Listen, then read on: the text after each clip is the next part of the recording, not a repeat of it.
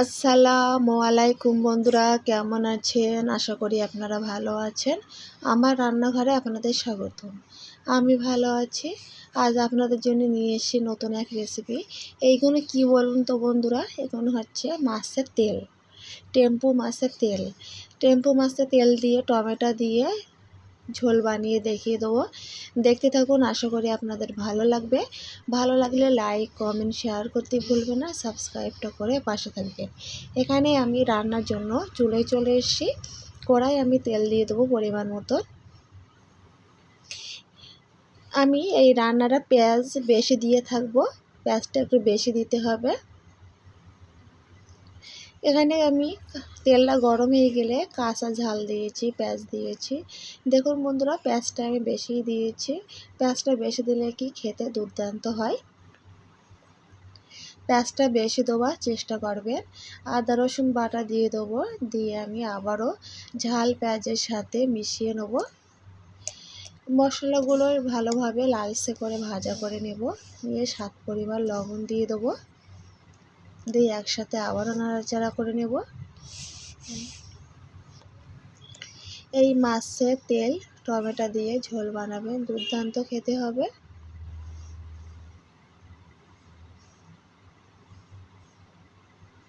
দেখুন বন্ধুরা, মশলাটা আমার একটু লালচে লালচে হয়ে গিয়েছে।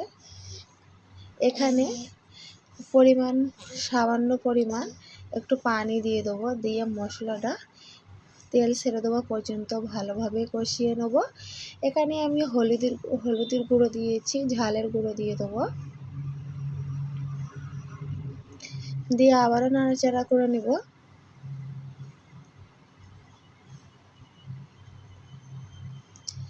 টমেটো কুচি দিয়ে দেবো বন্ধুরা,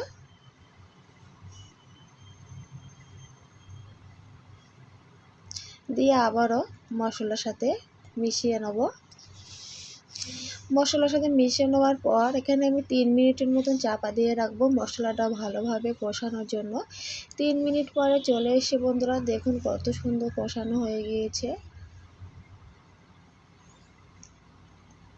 এই মাছের তেল ঝোল এত দারুণ হয়েছিল খেতে, এটা আপনাদের বুঝতে পারবো না।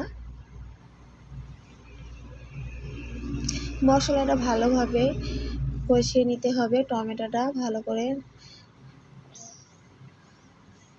তেল ছেড়ে না দেওয়া পর্যন্ত মশলাটা কষাতেই থাকবে। তেল ছেড়ে দিয়েছে দেখুন বন্ধুরা, তেল ছেড়ে দেওয়ার পরে এই যে মাছের তেলটা আমি দিয়ে দেবো, দিয়ে কষিয়ে নেব মশলার সাথে। দেখুন বন্ধুরা, মশলার সাথে আমি কষিয়ে নিচ্ছি।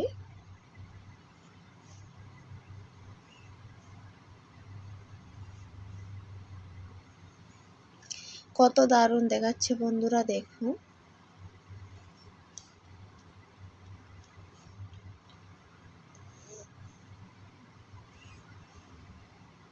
মশলার সাথে ভালোভাবে কষানো হয়ে গিয়েছে দেখো।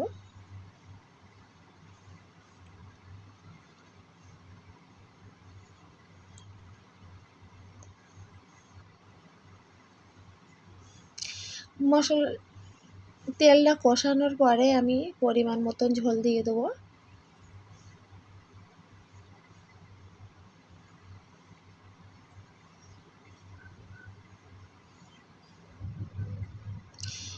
ঝোল দেওয়ার পরে দেখুন বন্ধুরা, ফুটে উঠেছে। ফুটে উঠলে এখানে আমি গোলমরিচের গুঁড়ো, জিরের গুঁড়ো দিয়ে দেবো, দিয়ে আবারও ভালোভাবে নাড়াচাড়া করে নেব। দিয়ে মিট মশলার গুঁড়ো দিয়ে দেবো।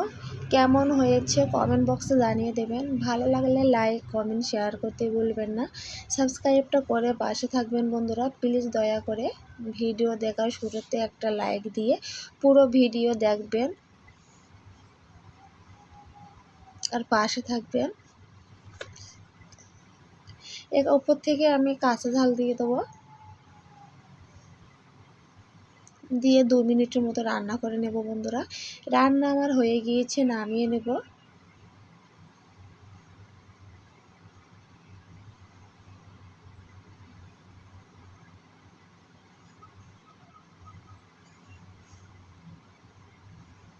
দেখুন বন্ধুরা, রান্না হয়ে গিয়েছে, নামিয়ে নেব।